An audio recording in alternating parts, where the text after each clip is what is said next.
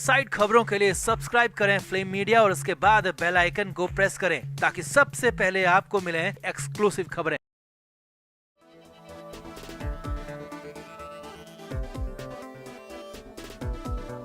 सुशांत सिंह राजपूत को लेकर 14 जून को लेकर और सुशांत की मौत को लेकर अब तक का सबसे बड़ा खुलासा हुआ है, अब तक का सबसे भयानक खुलासा हुआ है। और ये खुलासा ऐसे ही नहीं हो गया बल्कि जांच के बाद, जी हां, जांच के बाद इसका खुलासा हुआ है जिसमें साफ साफ पता चला है कि सुशांत को ऐसे ही नहीं मार दिया गया बल्कि सोचकर समझकर प्लान करके सुशांत को खत्म किया गया। और बड़ी बात यह भी है कि ये सब कुछ 14 जून को ही किया गया। 14 जून को सुशांत को पूरे प्लान के साथ दूसरी दुनिया में भेज दिया गया। इसे लेकर सबसे बड़ा खुलासा करने वाले स्वामी ने इसे कोल्ड ब्लडेड मर्डर तक कह दिया, जिसके बाद तो बवाल मच गया। तो क्या है सुशांत को लेकर नया अपडेट, कैसे हुई ये पूरी जांच और कैसे जांच के बाद हो गया सबसे बड़ा खुलासा, सब कुछ आपको बताते हैं। आप इस वीडियो को तुरंत शेयर करें और कमेंट करके अपनी राय जरूर दें कि क्या सीबीआई इसमें जानबूझकर देरी कर रही है। तो सुशांत सिंह राजपूत को लेकर 14 जून को लेकर सस्पेंस लगातार बना हुआ था। हालांकि सुशांत के फैंस, चाहने वाले, उनके परिवार वाले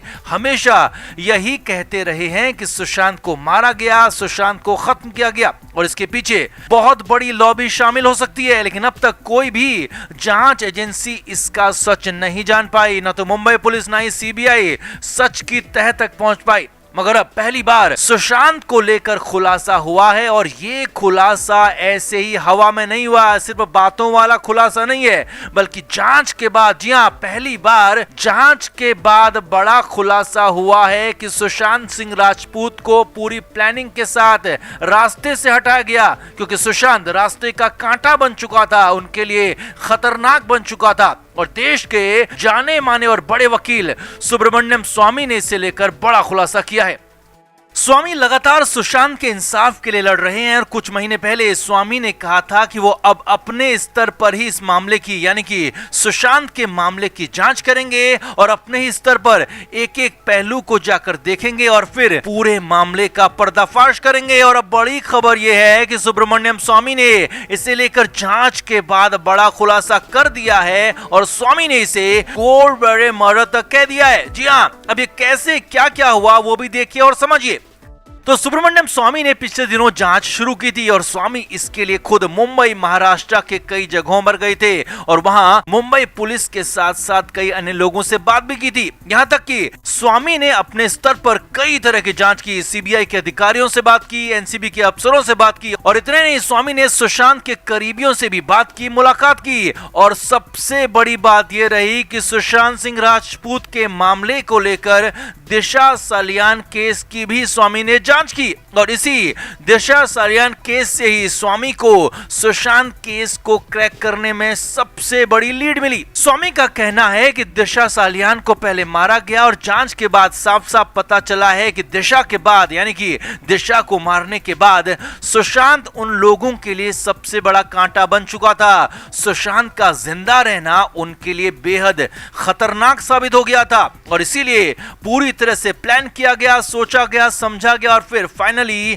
14 जून को सुशांत को रास्ते से हटा दिया गया। स्वामी ने तो यहां तक कहा कि वैसे तो वो लगातार जांच कर रहे थे, लेकिन हाल में जो महाराष्ट्र इस बार वो गए और इस बार जो फाइनल जांच की उसके बाद पूरा मामला दूध की तरह साफ हो गया। पूरे मामले का खुलासा हो गया कि सुशांत को कोल्ड ब्लडेड मौत दी गई और सुशांत को उसके घर के अंदर ही मार दिया गया, खत्म कर दिया गया। स्वामी का तो यहां तक कहना है कि सीबीआई को अब बिल्कुल भी देर नहीं करनी चाहिए और तुरंत ही 302 धारा के साथ ही 120 बी यानी कि आपराधिक साजिश का भी केस दर्ज करना चाहिए और एक एक दोषी को पकड़कर सलाखों के पीछे भेजना चाहिए।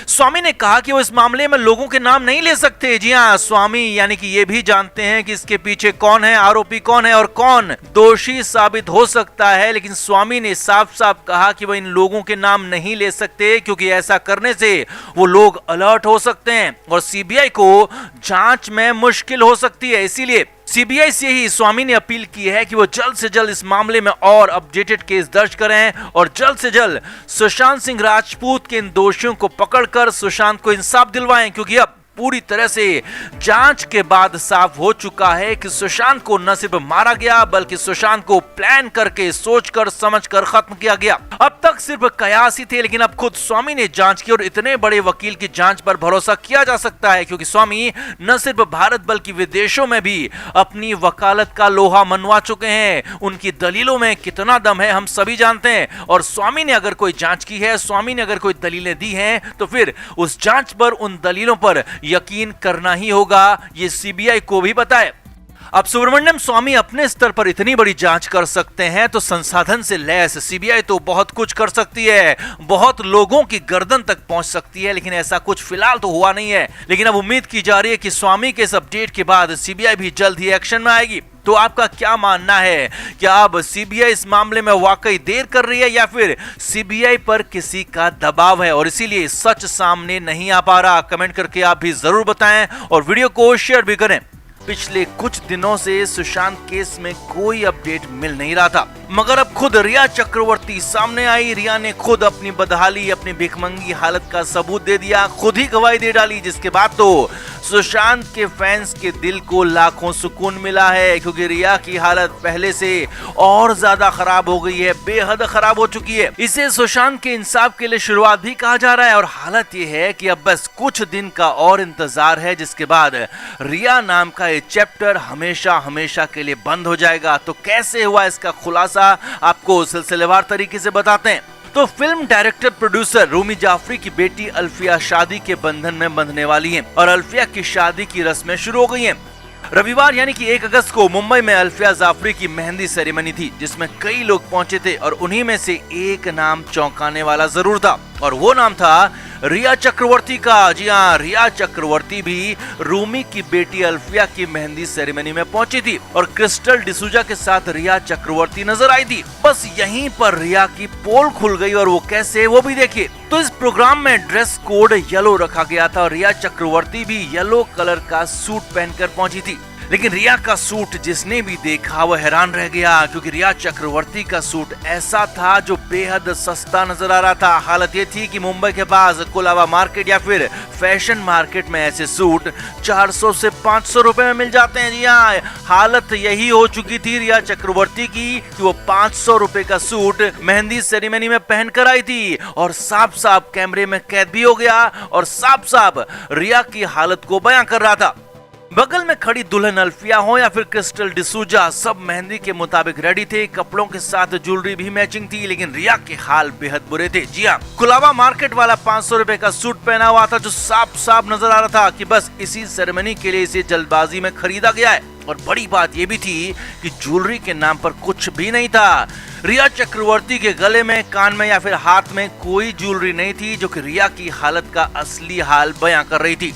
और यही नहीं, जब रिया ने फोटोग्राफर्स को देखा, रिया ने वहां पर मौजूद लोगों को देखा तो तुरंत रिया चक्रवर्ती फोटो खिंचवाकर, वीडियो बनवाकर वहां से तुरंत अंदर वाले कमरे में चली गई, अपना मुंह छुपा लिया। Flame media report.